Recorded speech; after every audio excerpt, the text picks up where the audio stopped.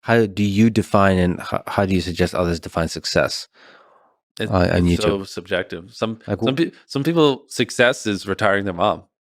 Literally, you know, for you, so financial. success is inspiring people and Yeah. educating them, and you know, whatever, piquing their curiosity. Yeah, for other people, it's just quitting their job. So you have to self-reflect on what your definition of success is, because I think a lot of creators kind of don't really don't introspect. Hmm. Like they kind of want to keep getting more and more subscribers, kind of thing. Yeah, but subscribers is just a vanity metric. You know, it doesn't.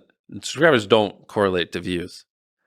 Sure, or views. What? Yeah, I know, but that's more. That wasn't directed to you. That was more directed to people listening, because a lot of people do really care about subscribers or even followers, like on TikTok. But if you look, like your view, if on YouTube, very few percent, if even a percent of your views come from the sub feed, right? You know, they're almost all home feed or suggested. When's the last time you clicked on your sub feed to watch a video?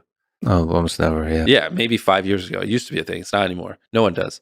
And it's getting harder and harder to find this. I subscribe to way too many channels, I think. Yeah, that's what everyone does. And you subscribe to 10 channels, they're great, but 2 years later, your taste evolves, and it's like it's a mess. And so, um, subscribers don't really matter. Followers on TikTok don't really matter.